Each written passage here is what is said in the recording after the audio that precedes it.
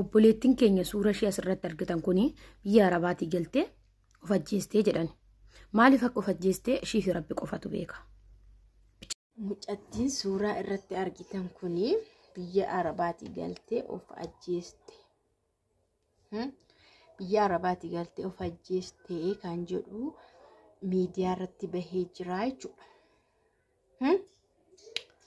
Mee maal dubbanna ree? Gara kam dubbanna? Iddoo kam dubbanna?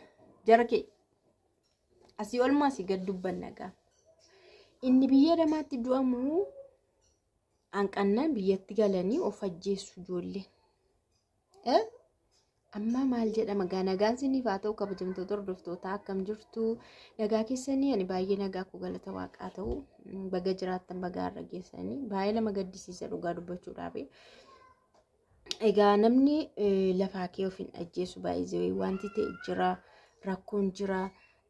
Mucaan yeroo kaleessaa afuura kosa dhumaa jedhe suni my last breath kan jedhe suni afuura kosa dhumaa jedhe sunillee akkas jedhe sa'aatii 5 gidduutti of ajjeesee argame jedhanii dubarraan gaa hiccitiin hin ba'a.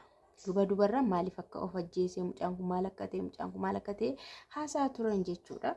Egaa akkuma bifuma wal fakkaatuuni mucayyoon kunillee way biyya Arabaatii galtee kan biyya namaatti of hin ajjeesne biyyatti maa of ajjeeste? Mee waa jiraatu malee. Mee namumti siniin jedha namumti mana madaamii keessa gola madaamii keessa bara amma mo'atu waggaa tokko maantaan waggaa lama maantaan guyyaa tokko iyyuu mana namaa dhaqanii buluun baay'ee ulfaata. Mana nama hin beekne, mana afaan hin beekne, humaa hin beekne deemtee yoo xiqqaate waggaa lama dirqama hojjettaa jechuudha. Arabaa waggaa lama hojjettaa isa booda kanatti hamma barbaadde illee hojjettu. Haa ta'u malee namni tokko kan mana sana keessatti of hin ajjeesne, mana sana keessatti humaaf hin goone, mana sana keessatti qoricha garaagaraa hin dhugne, kilooroksii hin dhugne biyyatti innaa galu maal ta'e of ajjeesattanii yaaddu? Biyyatti erga nagaadhaan geesse maal taateetu of ajjeesti jettanii yaaddu? An akka kootu waan baay'ee yaada. Waanuma baay'ee yaada dhugaan sinii jedha. Tokkoffaa jaalallee yookaas abbaa manaa qabaattee kaawwattee irraa fudhatamee arguu dandeessa waan jirudha. Ilaalchi namaa yaadni namaa garaagara.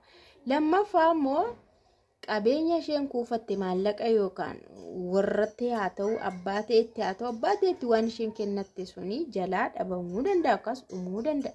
Guyyaa kiyya dhagaa. Kun immoo waan baay'ee ijoollee keenya irra gahudha. Namni tokko marar jedhee boo'ee maraatee ni kan deebi'ee biyya namaa deema. Inni achitti immoo ba'aa ulfaataatti ta'e biyyi namaa sun baay'ee gadadoo akkamitti ta'e kunoo achii bahuma isaayyuu gammadu immoo deebi'ee deemuu immoo hin yaadda'a. Anamma ganaa kana booda nama ta'aa deebi'ee deemeedhee kan akkas of godhus jira yaada'an. Isin maal yaaddu?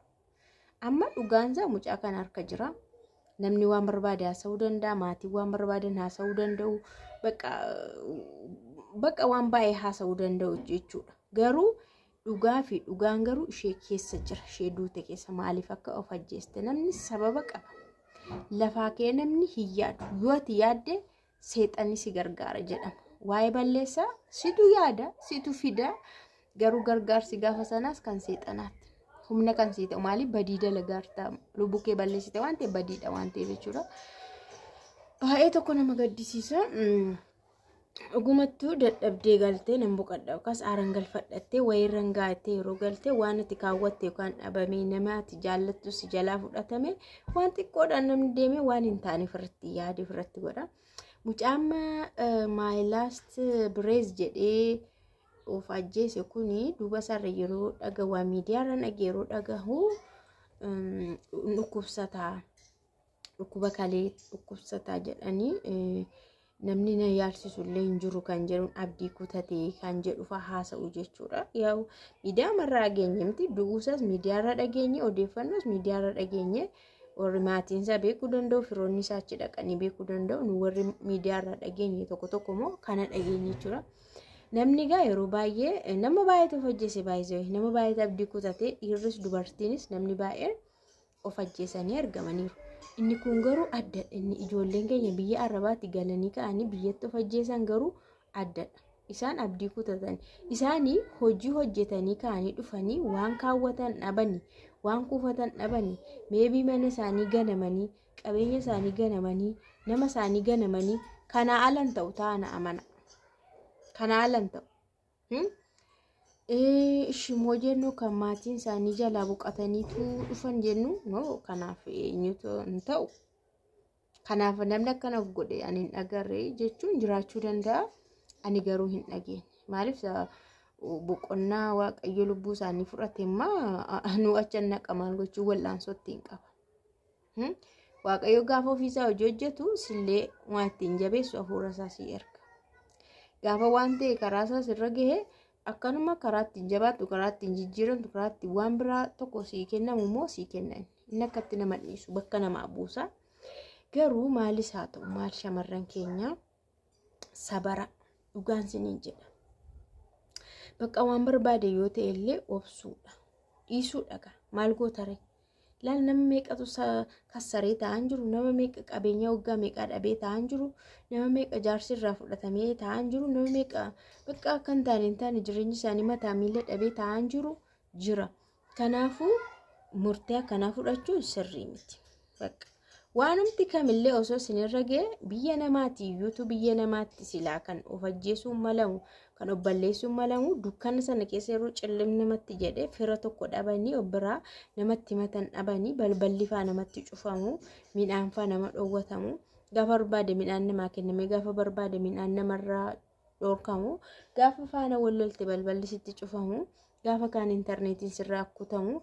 Akka barbaade akka waan ofiishii si uumte kanatti si naannessitee waggaa meeqa si ergatteeyyuu ati uumaa ofii hin goone of waa barbaade of godhuuf illee waan baay'een jira biyya sana keessa. Waan barbaade qoricha illee walitti maktee hamma barbaade liqimsuuf qoricha illee mana isaanii keessa baay'ee jira. Waan baay'ee kana bira darbitee kaatee amma kana bira waan isi dabarse biyya keetti dhuftee garuu asirratti maa inni beektu inni biyya mirir nama godha. Sana akkoo beektee bartee keessa teessa. Orma akka ta'an beektee bartee, halagaa akka ta'an beektee bartee, humaa kee akka hin taane beektee bartee, maallaqa naa kaffaluu maallaqaaf hin dhufe jettee of amansiistee dantaa isheetti damooza naa kaffalti jetteetu sallee of amansiistee hojjetta. Garuu biyyatti naa galtu immoo maatii keetiin yeroo miidhamtu, maatii keetiin yeroo ganamtu, fira keetiin yeroo ganamtu, abbaa manaa koo namatti jettee yeroo ganamtu, inni kun addatti baay'ee billichiyyuu namatti jedha. Dhugaa dabar. Garuu obsuudha faayidaa hin qabu. Lubbuu ofii baasuun immoo kisaaraa bara baraatti. Dhuguman siniin jedhama. Kisaaraa dhaqa. Lubbuun keessoo boqonnaan argattu. Ati lafa kana irratti illee fooniin keetiin boqonnaan arganneen aaran galfanne gaafa ol baatu illee lubbuun kee boqonnaan argattu. Kana yaaddanii itti dhiisuu qabdu. Garuu waaqayyo sinaa eegu alattis manattis waaqni qofaan sinaa eegu baay'ee ulfaata dhugaa.